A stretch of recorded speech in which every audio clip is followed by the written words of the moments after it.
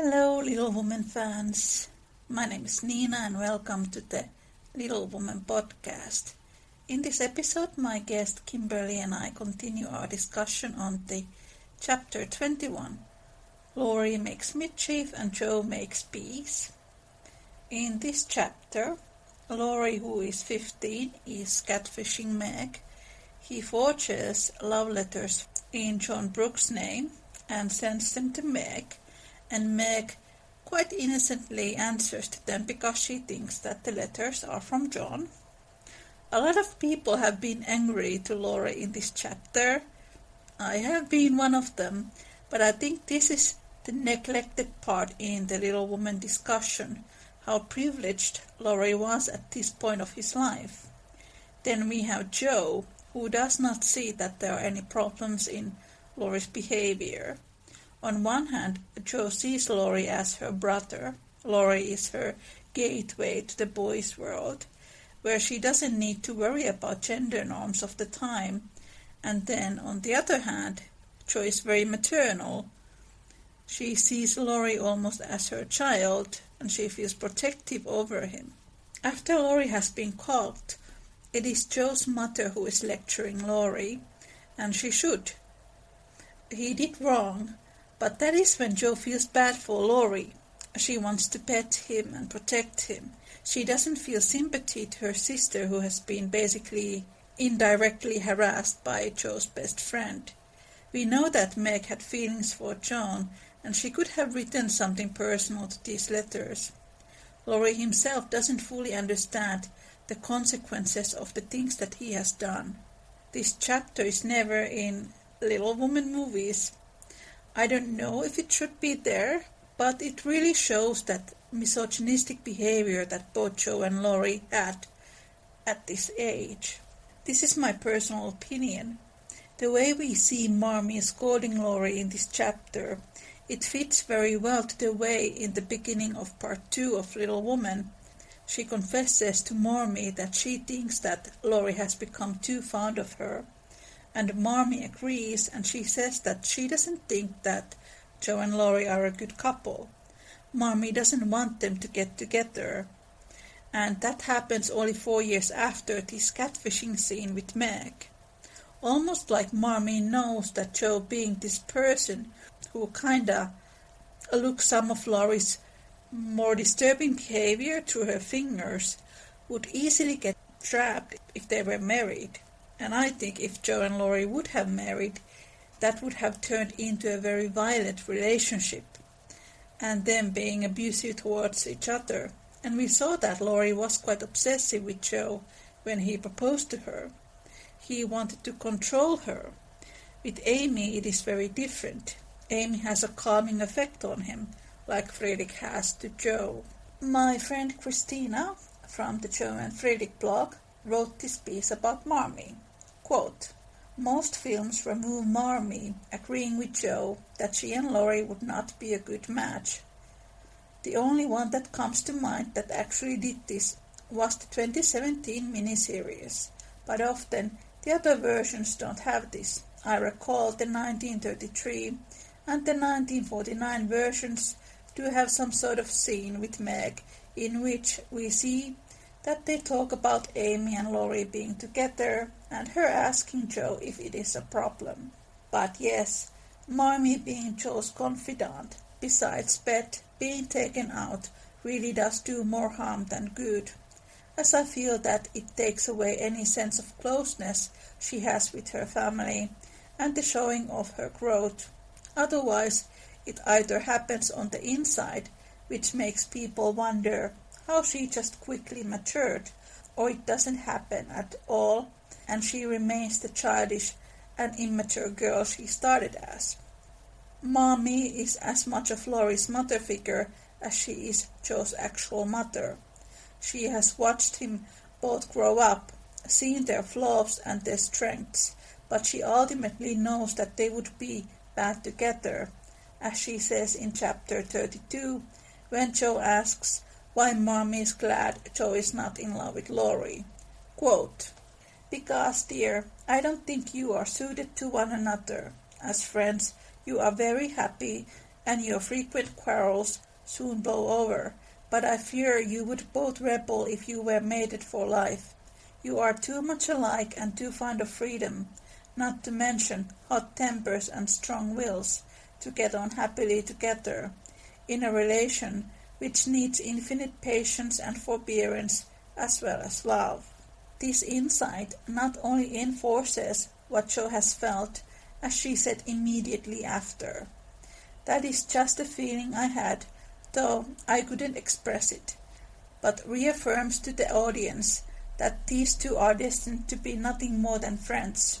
This line makes it pretty obvious that the line Laurie says later about how everyone wants them to be together is just not as true as he thinks.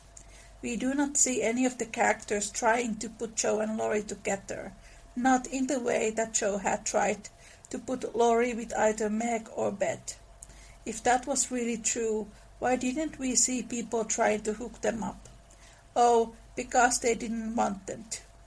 It isn't surprising that fans of Laurie and Jo omit this bit, and to be fair, if they have not read the book, they are going off of the movies that omits this scene, but still, it really takes away not only the obviousness of the anti-Jo and Laurie, but the quite a few of the characters' depth.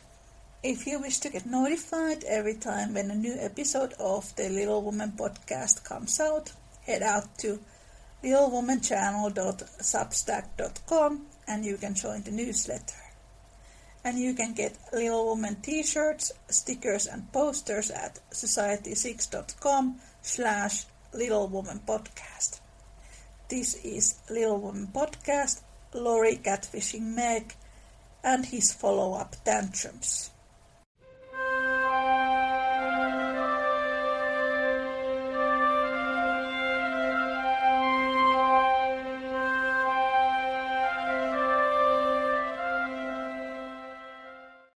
But it's all here. Because I have this distinguished memory of reading this chapter when I was 17, and I was mad for him for months, maybe years, because of this chapter. But it was also because I was 17 at the time, and I would very, very much relate to Meg.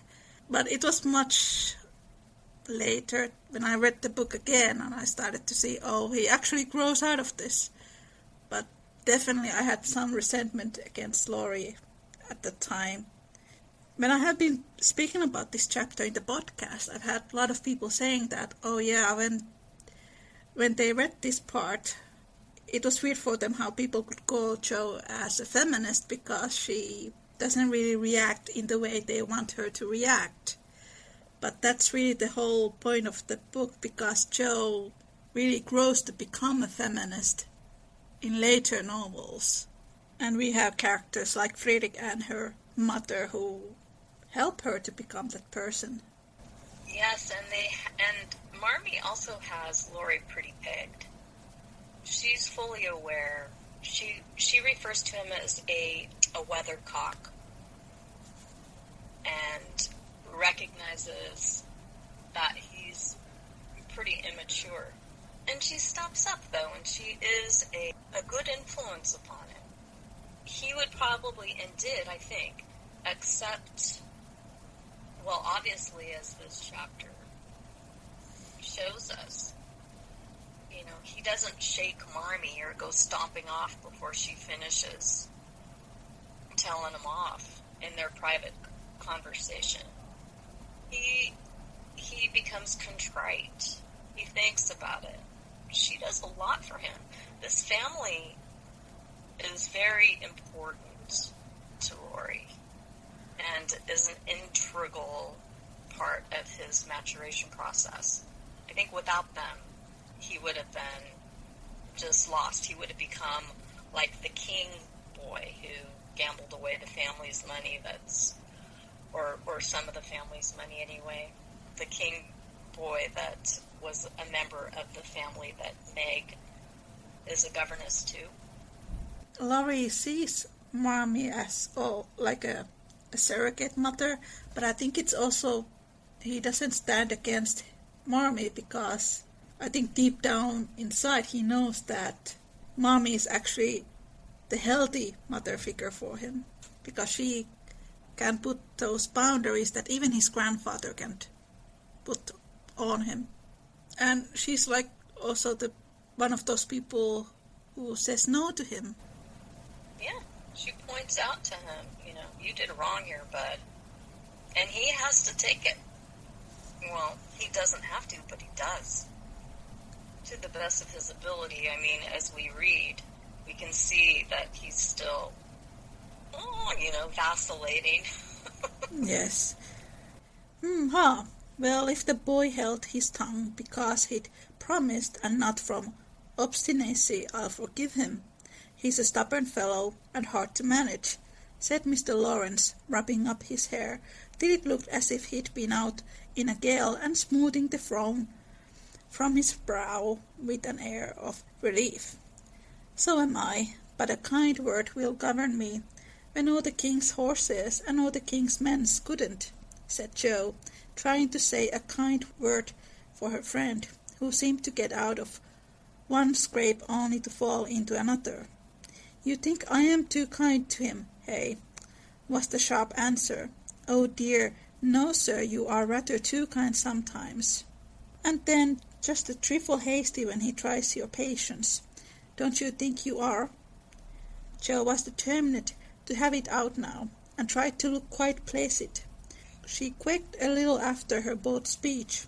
To her great relief and surprise, the old gentleman only threw his spectacles on the table with a rattle and exclaimed frankly, You are right, girl. I am. I love the boy, but he tries my patience past bearing, and I don't know how it will end, and if we go on so. I'll tell you, he'll run away. Jo was sorry for that speech the minute it was made. She meant to warn him that Laurie would not bear much restraint, and hoped he would be more forbearing with the lad. Mr. Lawrence's ruddy face changed suddenly, and he sat down with a troubled glance at the picture of a handsome man which hung over his table. It was Laurie's father, who had run away in his youth and married against the imperious old man's will. Jo fancied he remembered and regretted the past, and she wished she had held her tongue. He won't do it unless he is very much worried, and only threatens it sometimes when he gets tired of studying. I often think I should like to, especially since my hair was cut. So, if you ever miss us, you may advertise for 2 boys and look among the ships bound for India. She laughed as she spoke, and Mr. Lawrence looked relieved, evidently taking the whole as a joke. You hussy, how dare you talk in that way? Where is your respect for me and your proper bringing up? Bless the boys and girls, what torments they are, yet we can't do without them, he said, pinching her cheeks good-humoredly. Go and bring that boy down to his dinner. Tell him it's all right, and advise him not to put on tragedy airs with his grandfather. I won't bear it. You won't come, sir. He feels badly because you didn't believe him when he said he couldn't tell. I think the shaking hurt his feelings very much. Jo tried to look pathetic, but must have failed, for Mr. Lawrence began to laugh, and she knew the day was won. Is it Mr. Lawrence like a businessman who owns like cargo ships that take stuff to India and other parts of the world? So Laurie basically could travel to India with Jo in a ship. But they are way too young to do that. And honestly, I don't think Jo even would like to go. She's so family-oriented, no matter how tempting an offer may be, the minute she remembers family, that's where she will be. Yes. And even when she's in New York, which is kind of her big adventure, she really just hangs out with Fredrik there. Like, she doesn't go to do whatever people did in New York in 19th century. Yeah, particularly once she ends her writing stint there. Then, he's pretty much her only society by choice. Yes. She likes how he grounds her. She feels connected to her family through him. The things that matter, that anchor her, that the family offers, religious-wise, moral-wise. He represents those things. And it helps her so much. Yes, and then Fredrik represents that kind of world that Jo is fascinated, like Goethe and German literature and all these things that she's interested from. And this kind of nice that I noticed here, that Oda, Mr. Lawrence, and then Jo, they speak a lot about books. They speak about The Rambler and Boswell Johnson, and it kind of reminded me how Louisa May Alcott wrote about her discussions about books with Emerson. I have been wondering if Mr. Lawrence may be part of that. If Emerson might be represented by portions of Mr. Lawrence because of that. I believe all these characters in Little Women who sort of connect Jo and literature, like Fredrik and Oda, Mr. Lawrence, they have some kind of connection to Emerson, and it's not necessarily conscious thing from Louisa May Alcott, maybe more subconscious. Yeah. Yes. Right. Although I think in her later years, when she was struggling with moods and trying to write that great piece that she always felt was on her horizon, never fully, I think, accepting the moral pact for the young, as she put the Little Women series and the other books that she wrote for kids or younger people. She blamed Emerson for keeping her so bound to a certain kind of morality that should be fit into writing. And she was like, oh my gosh, I'm just so almost constricted by it. And maybe she was, but clearly what she was able to do, probably because of it, isn't something I'm going to be doing any day soon in this lifetime. I mean, there's nothing wrong, as we were talking about earlier, with writing books for young people. As a matter of fact, I think that that's probably one of the most important artistic things that you could offer, are some good reading material for young people. We need more of it. Yes. And it's kind of funny because then she also has written that Emerson was her Goethe and her biggest writing inspiration. So there's lots of contradictings there. When I have read Louisa May Alcott's adult books, I think they are some way moralistic babble as well, to a certain extent. But I think the children book structure was something that she found limited sometimes, which I understand, because I think Lucy Maud Montgomery also said something similar, that you cannot fully express yourself in those books that were meant for young audience. I imagine it would be easier to write books for younger people as an author that is known for writing for adults than it would the other way around.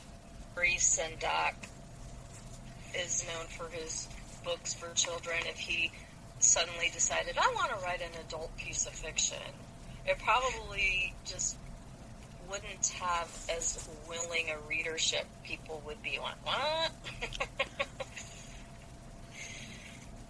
But say if who's a good, if John Grisham decided, I'm going to write a children's book, and grabbed you to be the artist, it would probably do okay.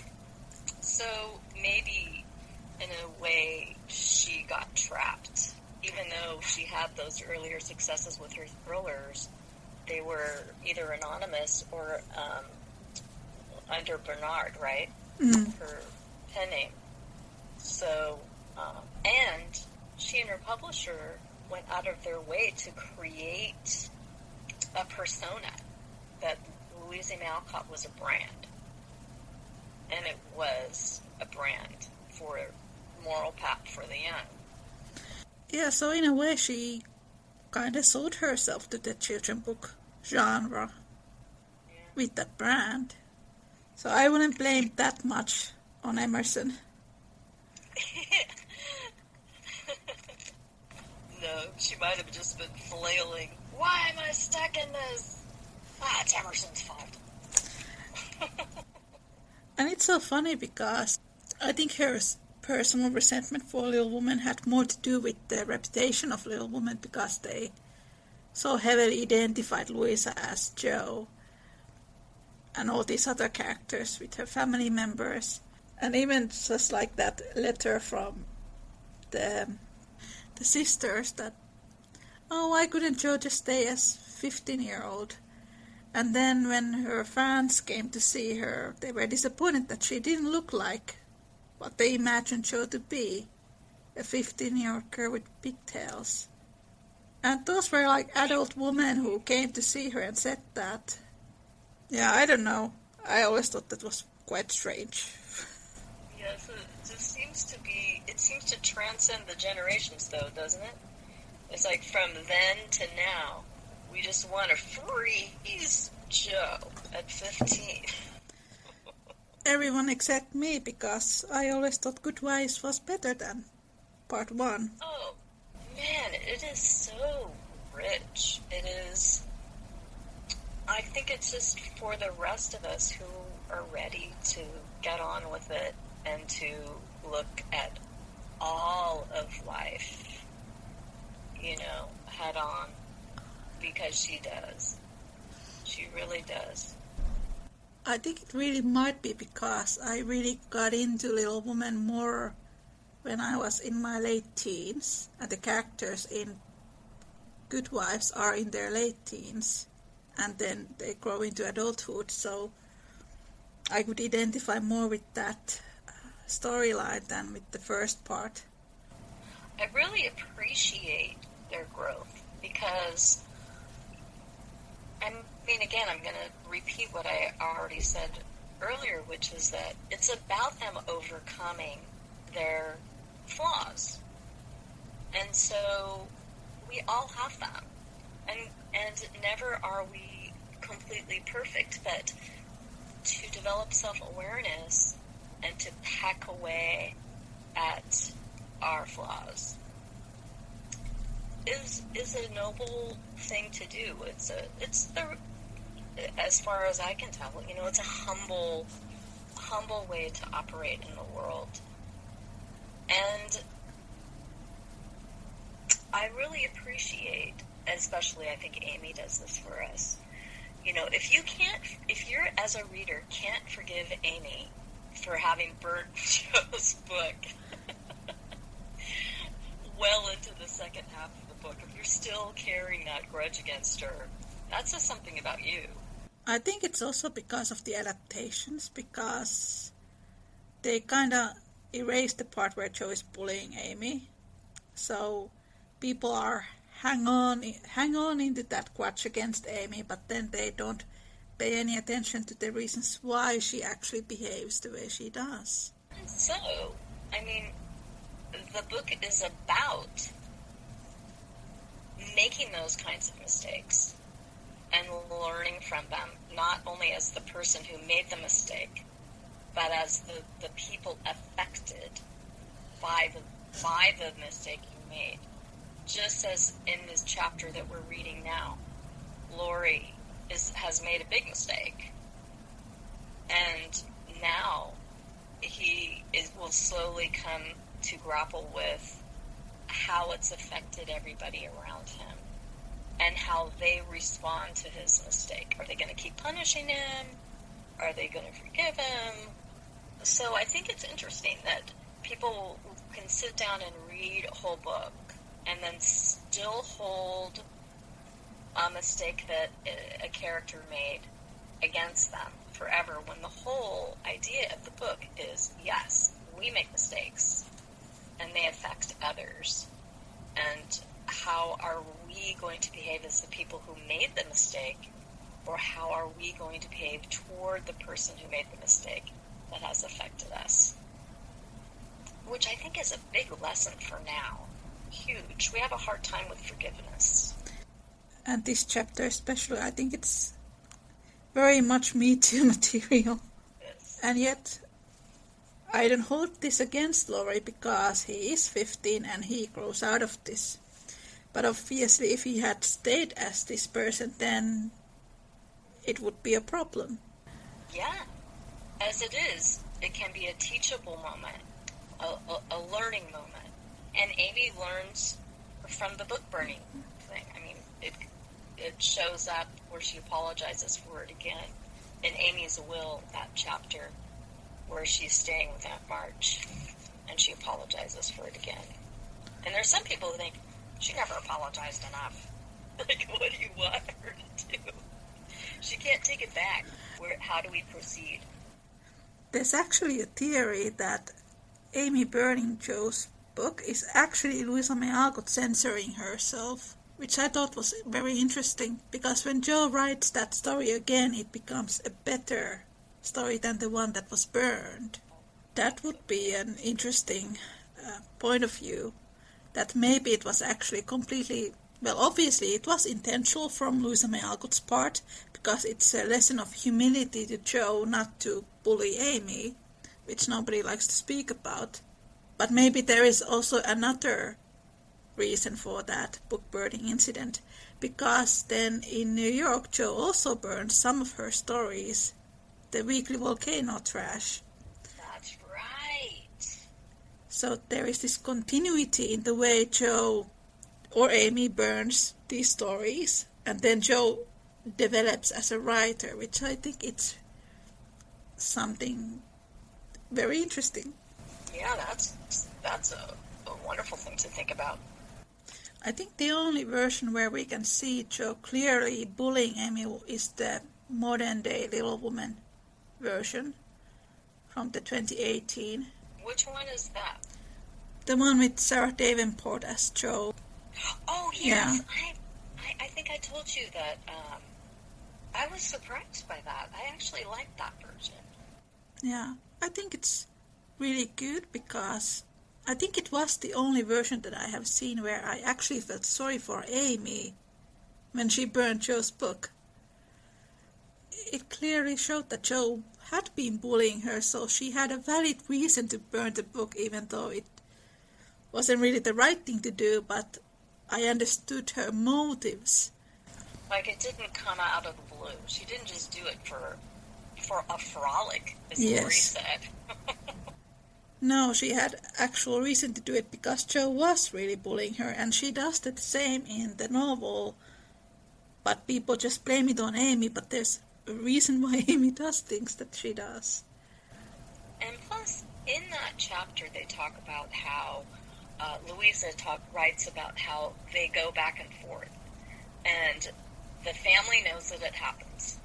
And at one point, Joe's looking around trying to figure out, okay, what did she do?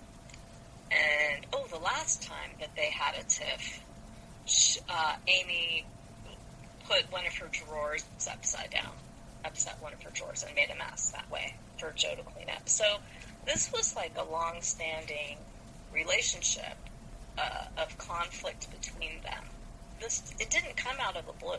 No. And it's a shame that people sort of put the blame on Amy when, well, you really need two people to have that kind of conflict. I'm sorry for that, and ought to thank him for not shaking me, I suppose. What the dickens does a fellow expect? And the old gentleman looked a trifle ashamed of his own testiness. If I were you, I'd write him an apology, sir.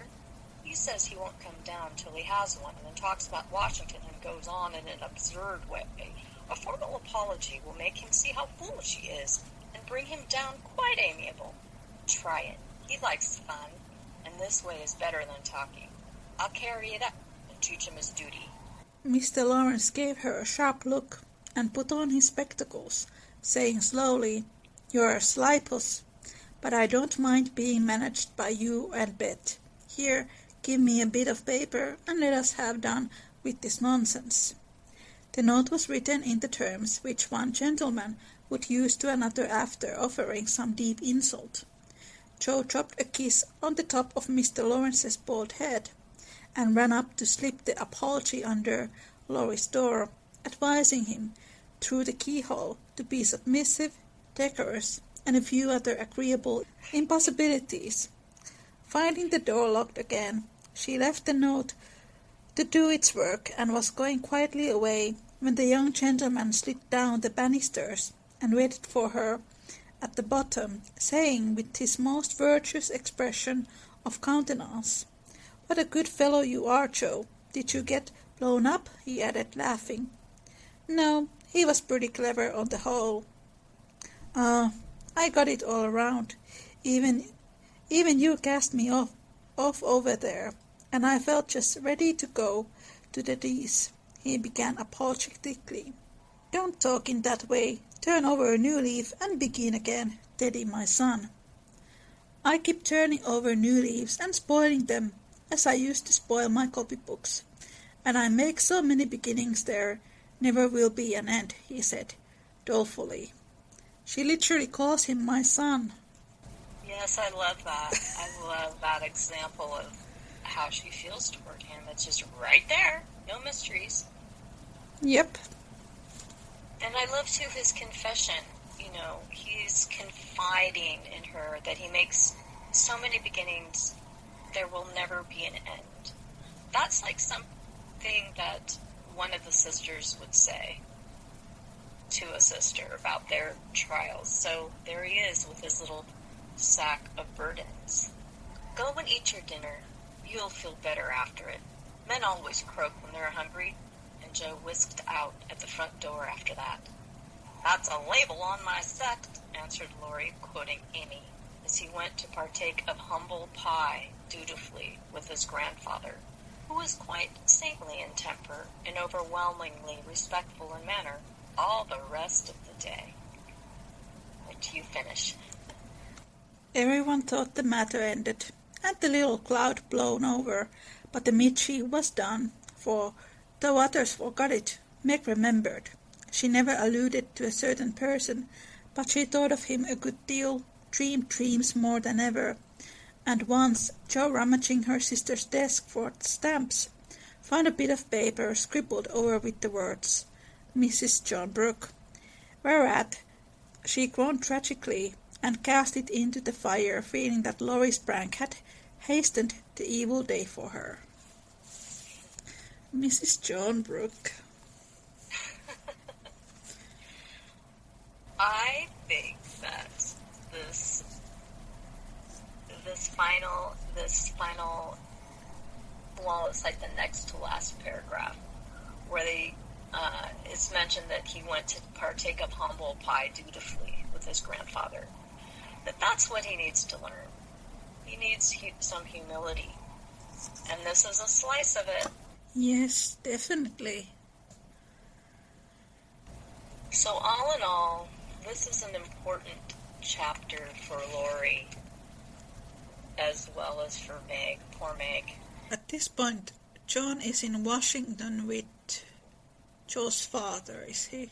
It's the chapter Camp Lawrence when we really start to see John's feelings for Meg when he tells the story of falling in love with the princess. I love that chapter. That's one of my favorite chapters, and that film version that you just talked about, the more modernized version, is the only one that I know about, anyway, that includes anything about Camp Lawrence. Yeah, the Maya Hawke version has bits of that, but I think it has all the wrong bits. Yes, it's as though you need the theme. The theme is, it's more about growing up. It's a coming-of-age story. It's not a romance. It has romance in it, But that's incidental as a part of these people growing up. And people say that, oh, Jo must have hated marriage because she doesn't want John and Meg to marry.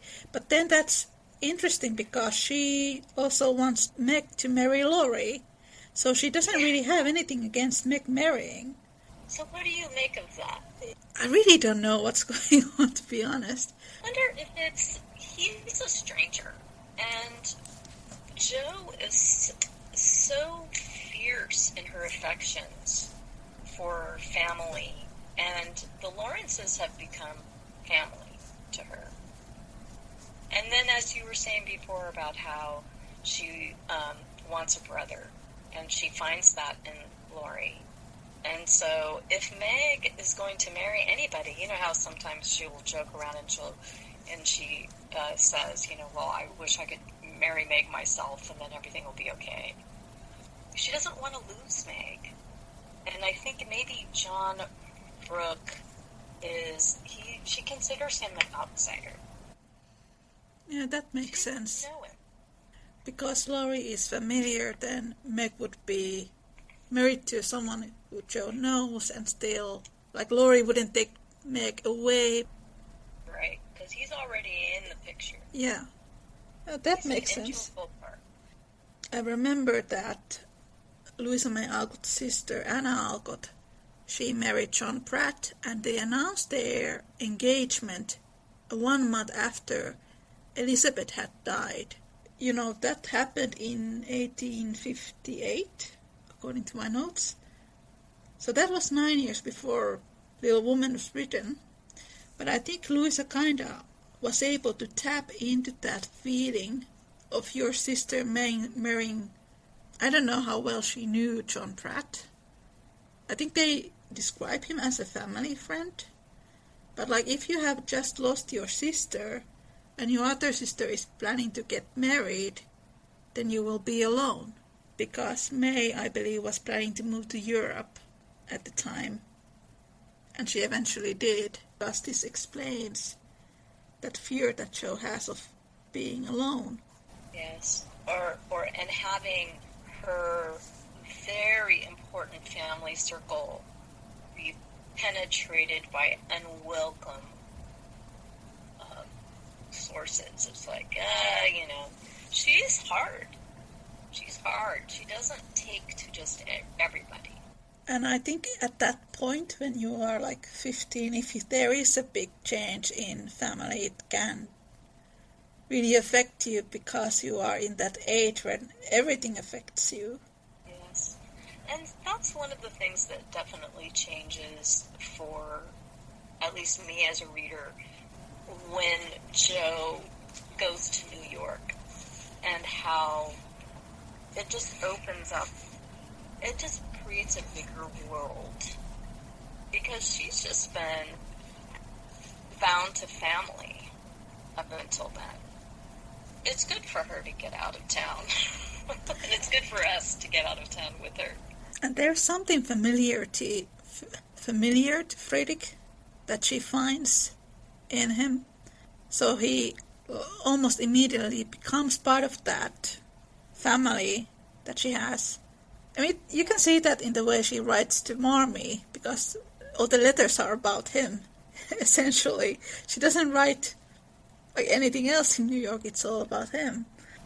She doesn't even wonder if he would be accepted by the family. She knows that he will fit right in. But then also when Jo goes to New York, she, in a way, tries to escape Laurie's advances. But I think it's also something that she does for herself, because she knows that essentially you need to leave. I think Louisa May Alcott's original name for Little Woman Part 2 was Leaving the Nest. Oh, really? Yes, which is actually pretty, well, exactly what you said about this. It's actually about growth, becoming your own person. Jo also thinks, I don't know if she's just fooling herself or if this is a legitimate reason, but she may have hastily arrived at a conclusion that Beth was in love with Laurie because she was ready to go and she was ready to escape Laurie's advances. Also, maybe she needed a bigger excuse in her mind. Like, well, I think Beth's in love with him. Certainly, we know why Beth was upset. And we also know that Joe was nowhere near contemplating the loss of Beth at that time. So that was an easy conclusion for her to come to. Psychologically, helped her go and try something away from home, away from Laurie. I think that Laurie was harassing her, even though Joe wouldn't use that word, but I think maybe it's because of that toxic masculinity or this fondness for boys in general. It wasn't really something that she wanted to admit to herself, that this is something that's happening. But then I think also, I don't think she wanted to admit to herself that Beth was really deadly ill.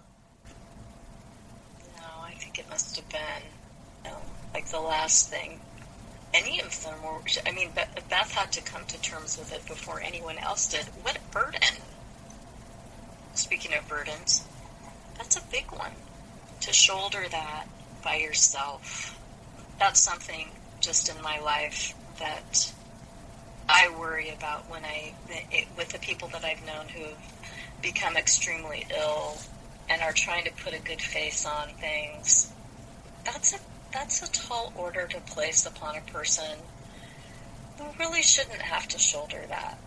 And if you love that person, to me it seems like it's an important thing to extend to them is you don't have to do that for me. I'm here for you. What do you need? And it's just as much an emotional task as it is a physical one. Not even like, well, can I do dishes for you or can I make some meals for you? Yes, that's all well and good. But you don't have to put on a show for me to make me feel better. That's not what this is about. And Beth, she doesn't really have anybody like that for a while. I think Joe was the first person she confesses her knowledge to. Yes. Maybe it's also because of Beth's nature. She doesn't like to worry others or be a burden. That's the thing, is that, well, it's embedded in her personality and probably reinforced by the family dynamics. But, even to that dramatic degree, like where she is thinking about her own mortality and can't be a burden to anybody else when she really needs the most support, or at least acceptance. It kind of goes along with Joe's arc, because she's always like, I don't need other people, when she actually does. Yes. Which we can see in the chapter All Alone, which I think is the saddest chapter in Little Woman. But I think it's also really important for chapter 4, Joe, when she admits that she doesn't want to be alone. Right, but that doesn't mean she wants to go off and marry Laurie. Yeah. That's not an option. She doesn't even think of that. It really begins from this letter that Amy sends to home and tells that she and Laurie are engaged. No, they are married. And Joe is happy for them, but she doesn't envy Laurie or Amy. She envies that they are not alone like she is. It's a heavy chapter, and not something you see in the earlier half. It's very effective. Definitely. Was that all we have to say about Laurie Makes Mischief? I love Laurie, but I'm not blinded by his faults any more than we're allowed to be blinded by the faults of the sisters. And I love that he has a character arc as much as the sisters do. And I think that it's unfair to Louisa's work that we overlook that. Just because it's not as obvious, even though it seems to me like it's pretty obvious. And I think it's an important message to us that we aren't perfect, that we have to develop self-awareness and try to make improvements, not be so blinded, by our emotions, our perspectives. It's like all the problems that arise in Little Women, Amy feeling slighted, Laurie feeling slighted, Joe feeling slighted, is pretty much the root of all of the scrapes, quote unquote, that they get into. The quickness that we tend to feel as human beings to feel slighted and defensive and then lash out. And then feeling some regret if we decide not to feel defensive about it and make excuses for it. It's good for us to regret our poor behavior and then try to do better next time. And that's the whole point of being human, I think. You make mistakes and you grow from them. And I think that that's one of the things that, or maybe is the theme that attracts people to Little Women to this day. This is just every man's story. One of my friends said that if Laurie would have ended up with Joe in this book, Little Woman would not be famous. I wanted to hear your opinion about that. I think she has a point because, especially in part 2, a lot of the story is actually developed around that tension between Joe and Laurie, Amy and Friedrich. My experience with that relationship, when I first read that book, I was 9. It never has once, since that first reading, occurred to me to second guess Joe's feelings or choices. It just never occurred to me. I just believed what she said, what I felt discomfort for her during Heartache. The chapter is called Heartache, where the proposal is, right? Yes. It was uncomfortable. I was with her every step of the way. I am with her every step of the way when she feels uncomfortable with his advances that she's noticing. And she's bashful about it. She doesn't think it's right for her. And she doesn't think it's right for him. They're mates, but they're not mates. And I never thought to question that. And so it's been a little bit of a surprise to me that it's become such a topic, particularly over these, seems to me, this last movie in particular, I think that Greta Gerwig, it's as though she thinks that she is explaining, she's like Gerda-splaining Louisa May Alcott to us. And it's not even about Joe so much. I think it's about, I don't know what it's about. I don't know why she feels like she has to correct this story on behalf of Louisa that Louisa didn't even write. It doesn't make any sense to me. I think it was all about money, honestly. So you think that she was just delivering what she thought people wanted to see? Yes. She said in one interview that Joe must be gay, in another interview that Joe must be asexual, in third interview that Joe must be with Laurie. So people can just pick and choose, which is so stupid. Because this is a semi-biographical story. No, she's consistent throughout the whole thing. If you sit down and read it, if you really read the book, just always go back to that. It's all there. Or read Louisa May Alcott's quotes on Henry David Thoreau. Or Lady Wisniewski, which are really interesting because I think the things that she said to the public about Laddie are pretty different to the things that she wrote in her journals about him. Oh, really? Yes, because, when she spoke to the public and they were like, who is the real-life Laurie? Who is this story about? And she said, oh, it's this nice man I met in Switzerland. And then in her journals and in her letters with May, they call him boring. And then they wonder why he doesn't pay his money back to them. Plus, there's another individual, too, that she claimed Laurie is based on. Alf Whitman. Yes, thank you. Now, how were they connected to him? Alf was friend through their theater hobby, and I think he was also like 10 years younger than Louisa. He was like 15. Like Laddie. Yeah, he was like 15 when he met the Alcott sisters. And it's interesting because Alf and May were very good friends too. Oh, that's just like May and Laddie too. Yes, it has all the possibilities of a triangle, but it never was a triangle because they were just friends. And people are so conflicted by that because how can they be just friends with boys?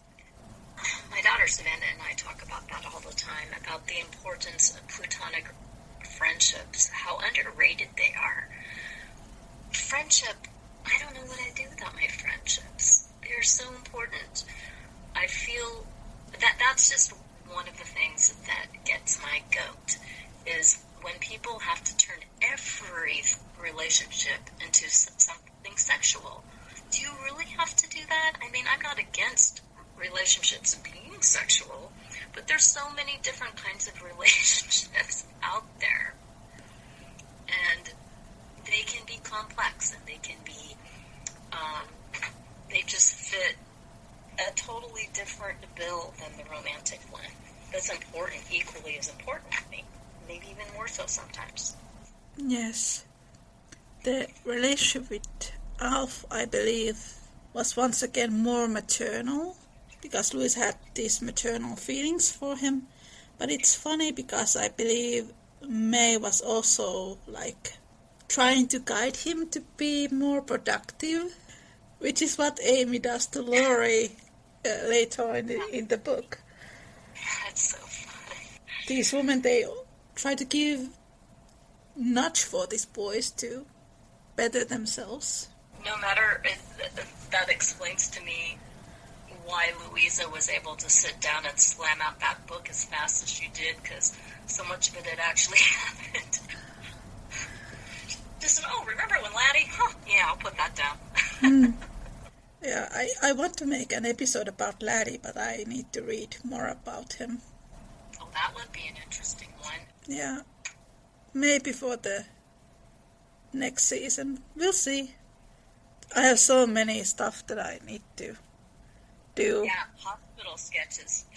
Yeah, I need to read that one, and I am reading this book about Charles Follen, who was one of the real-life Friedrichs, and it's so interesting because he was this German immigrant who moved to America, and he married an American female writer, and that's such Joe and Friedrich chemistry, storyline. And then there are some sequences in Charles Follen's biography that are taken to Little Women almost word by word. So Louisa May Alcott directly copied them from Charles Follen's biography. So there we definitely have one Friedrich Bear from real life. Was he a teacher? He was a teacher in university. And he got railroaded out for political reasons? Yes, from Germany. I did read about him. He's actually quite fascinating. I agree. So that will be an interesting episode when I get to make it. Oh, yeah. That's just important American history, in my opinion, what happens to him.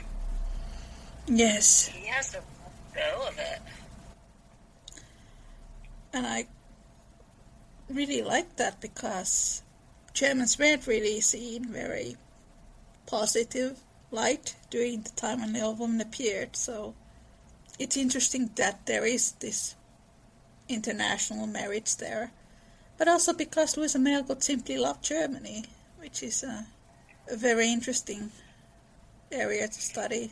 The book has such a domestic and local feel to it that I'm sometimes I'm reminded, especially this last reading, how cosmopolitan it really is. Europe is heavily involved in it, and I mean, starting with Laurie, and then Amy's own travels, and Laurie again, and Fritz. The world is in this book. You get to travel all these places. What attracted you to Little Women initially? What has been the main reason why you have felt so compelled to dig so deeply into Louisa and this story? I read it as a child first, and I liked it. But then when I was a teenager, I really just fell for it. And that's when I read the sequels and Rose in Bloom and Eight Cousins. Well, everything that they had translated into Finnish at that point. And it keeps you going, it keeps you digging. Yeah, I think it was really when I started to read about the real life Fredrik and the real life Lauries, because I thought that was really interesting. Because I was always really frustrated when people made fun of the marriages in Little Women, because to me they made all perfect sense. So to find out that there was a real life stories behind them, that really got me interested. Thank you so much for inviting me to read this chapter and to discuss it with you. I feel so honored and happy to have this time with you. It's great to have you here. I always read your YouTube comments and I'm like, oh, I need to invite her to the podcast. Oh my gosh, I was so surprised when I received that invitation. I was worried about so many things, technology, my brains. That's enough. I don't have to be worried about more than those two things. Thank you, Nina. Thank you, Kymberly. So on. Bye. Bye. Thank you so much for listening. Take care and make good choices. Bye.